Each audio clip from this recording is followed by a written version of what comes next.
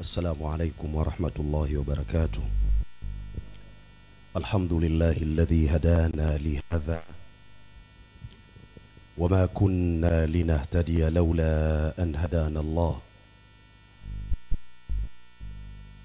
والصلاة والسلام على سيدنا رسول الله نبينا وحبيبنا وقدوتنا ومصطفانا محمد صلى الله عليه وسلم ابن عبد الله وآله وصحابته إلى من نلقاه، وبعد.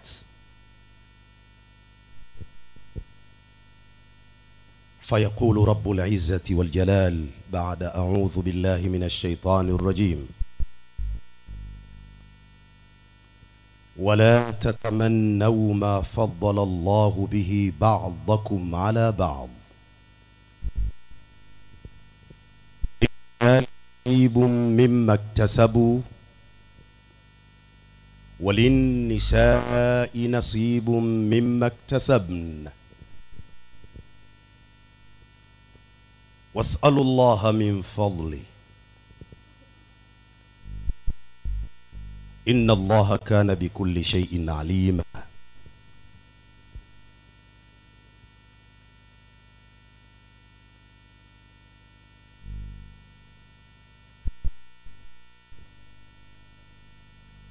Mheshimiwa Sheikh Hamid ibn Sheikh Masudi Khatibu wa Jongo, mjumbe wa Baraza la Ulama Taifa, Sheikh Ali Khamisi Ngeruko, mjumbe Baraza la Ulama Taifa na Naib Kadhi Mkuu wa Tanzania,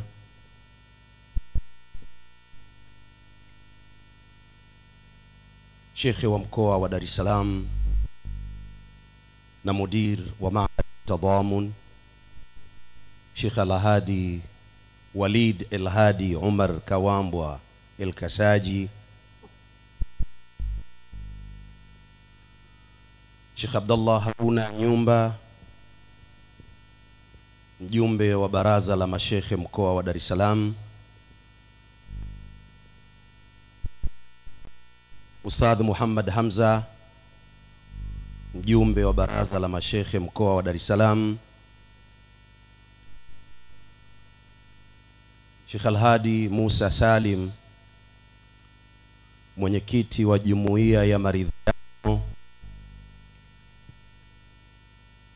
lakini asatidha al-kiram min Markaz al-Islami al-Masri biajma'ikum, na walimu zetu wote kwa ujumla. Nilijaribu kupanchi nafasi hii ili niwape wageni wetu, nikaambiwa watapata nafasi ya kusalimia, lakini lazima useme. Na kwa kuwa alianza mwalimu wetu Sheikh Ali Muhammad Mbwera, na yeye alianza kutumia wa kushikamana na Qur'ani katika kila idara, na kwamba Qur'ani katika maisha ya mwanadamu ndiyo mpango mzima. Heshima yake, utu wake, mafanikio yake yamebebwa ndani ya Qur'ani. Kuishika Qur'ani ndiyo kufanikiwa, na kuitupa Qur'ani ndiyo kufanikiwa. Imelazimika, na kuitupa Qur'ani ndiyo kufeli. Afwan Kiswahili.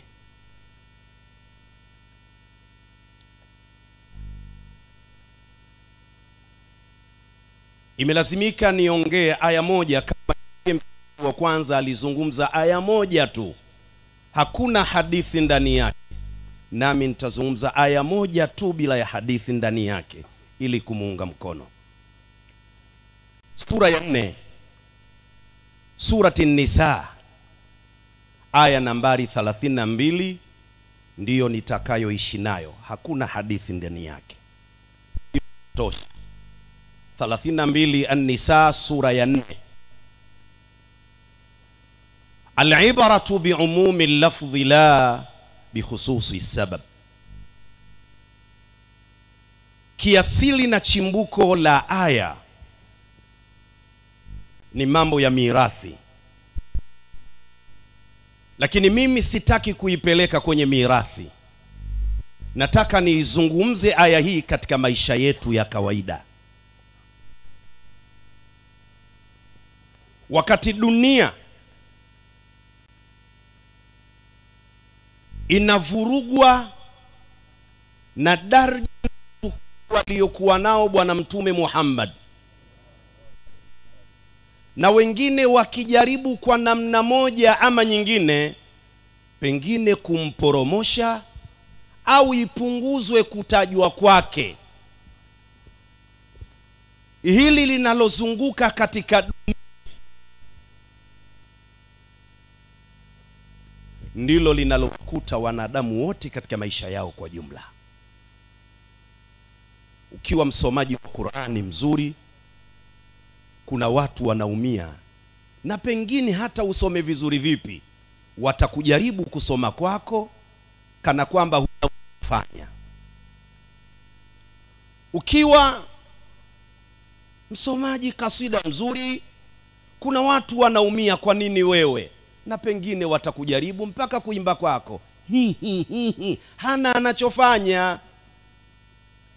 Lakini hata ukiwa na nafasi mansib, kuna watu wanatamani ufe kabisa, hata kama wao hawatokuja kukaa katika nafasi hiyo, kuona ukiendelea kuwa katika nafasi hiyo.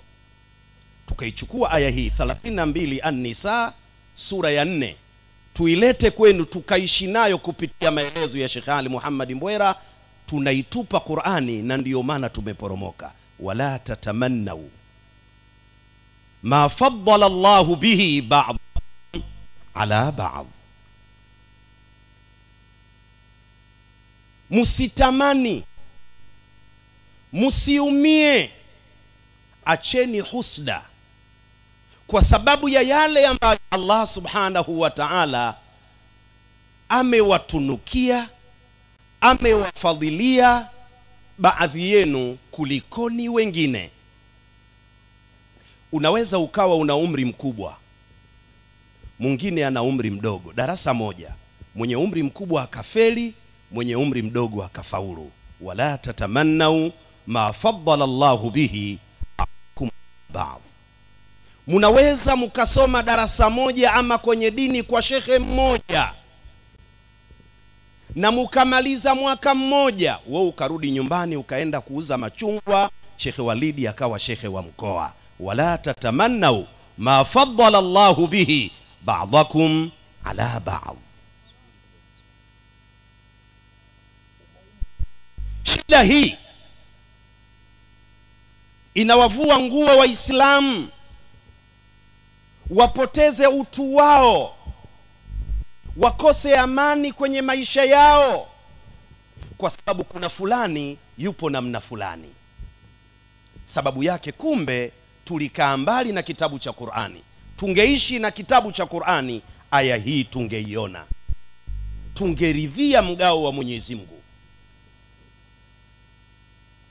Ni jambo ambalo lawezekana, baba mmoja mama mmoja, wewe ukazaliwa na rangi hiyo mweusi mweusi kidogo, na huyu akazaliwa na rangi hii mweupe mweupe kidogo. Wala tatamannau ma faddala Allahu bihi ba'dakum ala ba'd. Kwa nini wewe unajua vitabu vingi vya fiqh na mwingine anajua vitatu tu, msikiti mzuri akawa ni imamu? Usiumie. Wala tatamannau ma faddala Allahu bihi ala ba'd.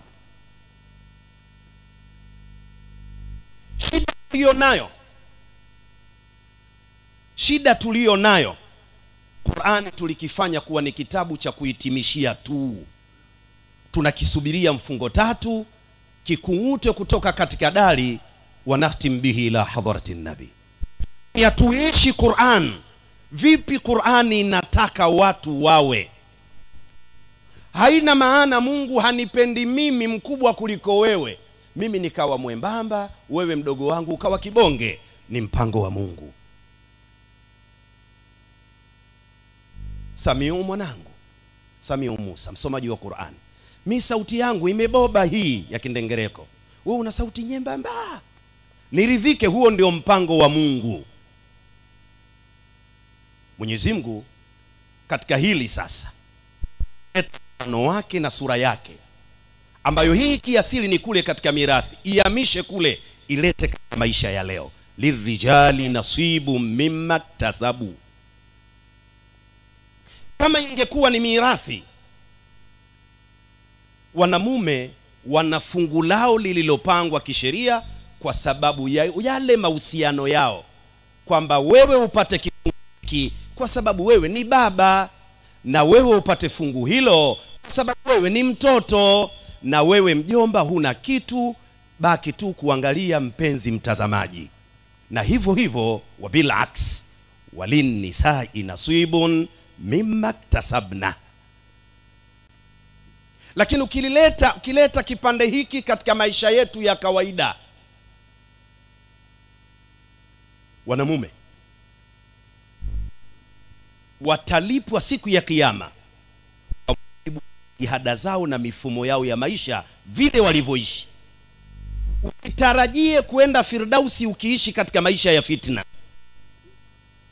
Usiote ndoto eti na wewe utakuwa min ashabil yamini, maisha yako ni hasadi. Lirijali nasibun mimma walinnisa'i nasibun mimma tasabna. Tegemea kuvuna ulichokipanda. Ndio tafsiri nyepesi ya maneno haya. Umepanda nini, hicho ndio cha utakachovuna. Usitegemee kulima pilipili uje uvune mpunga afaa. Tegemee kulima mpunga bora kupata, undengerekoni upo bora kupata, ukake tezabawa ukamatiki huo hata nazi 6. Usitegemee kupanda bora kupata uje uvune kirombero. Lirijali nasibun mimma linnisa'i nasibun.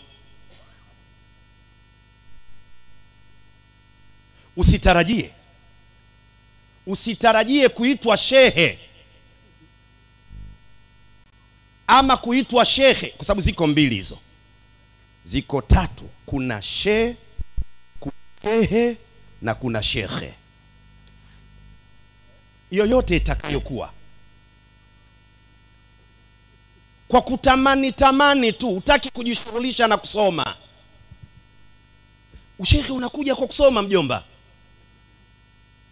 Hii habari ya asubuhi unakimbilia kwenye daladala ya bebe, alafu kesho kutwa unataka al-muadhdham al-khabibi al-qutb al-aqtabi sayyid as-sadat. Hasha wa kalla. Soma. Lirijali nasibun mimma iktasabu walinnisa'i nasibun.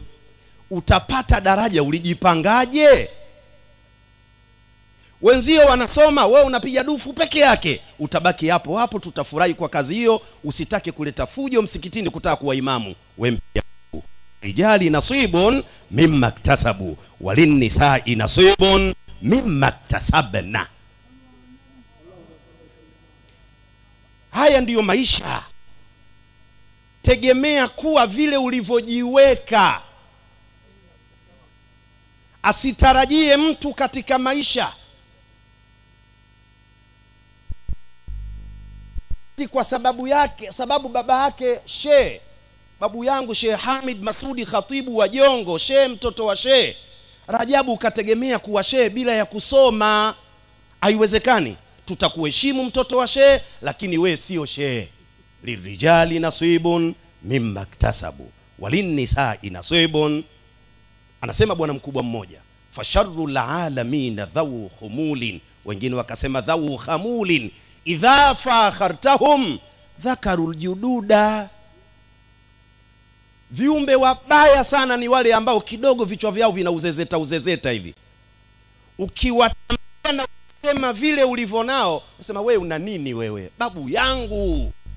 Mimi nakwambia mimi, wewe unataja babu, sema wewe una nini? Vijana wanataka kubaki tu kwa nyota za baba zao. Wao hawana wanachofanya. Baba shehe weje, babako shehe, wewe mwokota makopo. Lirijali nasibun, yani itoe kwenye mirathi ilete katika maisha ya kawaida, ndiyo Qur'ani inavyotaka. Wakati wenzio wanashughulika na kusoma, wewe unakwenda kutega ndege. Unategemea msikiti huu alalamu baba. Alalamu baba. Nilisema mahala pamoja, mzee Mketo alikuwa anacheza bao na mzee mziwe. Katikati ya bao akawa anamwambia, unayo habari? Mzee mwenzetu fulani mambo yamekaa vizuri, kavuna mpunga gunia 100. Mwaka gunia 100 kitu gani? Mpunga nilivuna mimi mwaka juzi gunia 70. Mwenzetu mwaka kavuna 100 hajavuna kitu. Umevuna kitu wewe mwaka juzi tena 70 kwa sababu umeitunizia gunia 70. Hii ni shida. Vijana, na kwenda kukaa chini. Vijana, Sheikh Ali ametuhimiza tuishi na Qur'ani. Tusiishi na Qur'ani kama nyimbo. Tuishi na Qur'ani vile ambavyo ilitaka Qur'ani ili tuwe. Kwa sababu alichosema Sheikh Ali, fihi dhikrukum. Ndani ya Qur'ani heshima yenu imefichwa ndani ya Qur'ani. Nendeni mkapekua utukufu wenu ndani ya Qur'ani. Slogan yenu imo ndani ya Qur'ani. Tulipoiacha aya hii 32 An-Nisa, ndiyo hii shida ambayo inatukuta leo. Mtu yuko tayari kwa sababu ya uimamu asitolewe akachinje ng'ombe 7. Sheikh, hii iko wapi? Inaonekana hujui kusoma.